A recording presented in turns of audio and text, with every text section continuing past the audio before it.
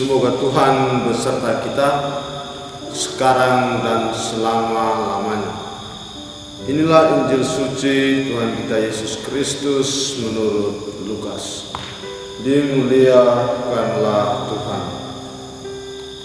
Ketika Yesus datang ke Nazaret, Ia berkata kepada umat di rumah ibadat, "Aku berkata kepadamu, sesungguhnya tidak ada nabi yang dihargai di tempat asalnya. Tetapi aku berkata kepadamu, dan kataku ini benar. Pada zaman Elia terdapat banyak janda di Israel, ketika langit tertutup selama 3 tahun 6 bulan, dan ketika bahaya kelaparan yang hebat menimpa seluruh negeri. Tetapi Elia diutus bukan kepada salah seorang dari mereka, melainkan kepada seorang janda di Sarfat di tanah Sidon. Dan pada zaman Nabi Elisa, banyak orang kusta di Israel, tetapi tidak ada seorang pun dari mereka yang ditahirkan selain daripada Naaman orang Syria itu." Mendengar itu sangat marahlah semua orang yang di rumah ibadat itu.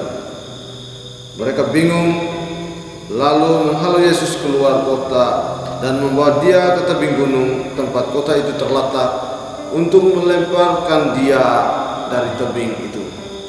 Tetapi Yesus berjalan lewat dari tengah-tengah mereka lalu pergi.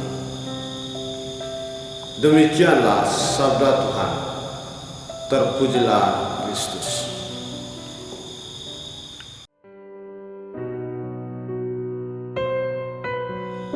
Bapak, Ibu, saudara-saudari yang mencintai firman Tuhan dan dicintai Tuhan, pada awal pekan ini kita disadarkan oleh Tuhan dengan sabdanya yang barusan kita dengar. Yesus menyadarkan kita bahwa jangan menilai sesuatu atau seseorang dari tampak luarnya saja, karena hal-hal yang luar, yang tampak dari luar, tidak menjadi sebuah takaran untuk kita menilai apa yang diperbuatnya atau hasil dari apa yang Ia kerjakan. Para pencinta firman Tuhan yang dicintai Tuhan, seorang nabi adalah orang yang dipilih oleh Allah untuk mengungkapkan kasih-Nya. Nabi diutus untuk memberikan tanda. Tanda itu berupa mujizat, nubuat, nasihat, peringatan, dan seruan pertobatan. Seorang nabi dapat melakukan semua hal ini karena dia mendapat kuasa dari Allah. Mengapa Yesus berkata bahwa tidak ada nabi yang dihormati di tempat asalnya? Hal ini karena banyak orang melihat dari latar belakang orang tersebut, dan bukan pada hal-hal yang dikerjakannya. Pada zaman Yesus, orang-orang Nazaret hanya melihat bahwa Yesus adalah anak dari Yosef, seorang tukang kayu. Kalau kita lihat Yosef adalah seorang tukang kayu, maka jelas kalau Yesus mempunyai KTP, pasti kita bisa melihatnya bahwa pekerjaan Yesus juga pasti seorang tukang kayu.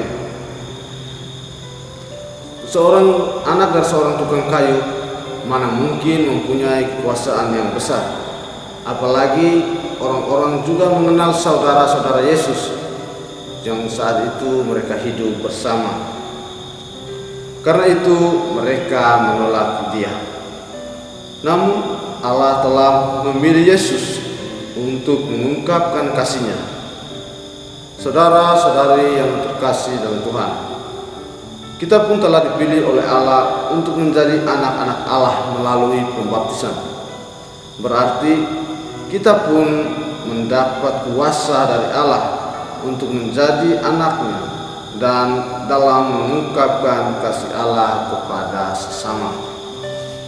para pencinta firman Tuhan yang dicintai Tuhan.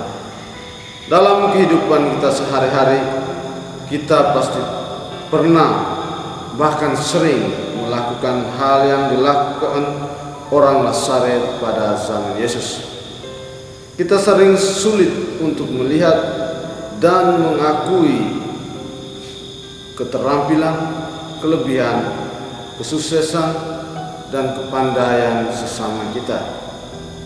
Kita sering membuat cap dan stempel pada sesama kita dalam cara kita memandang sesama.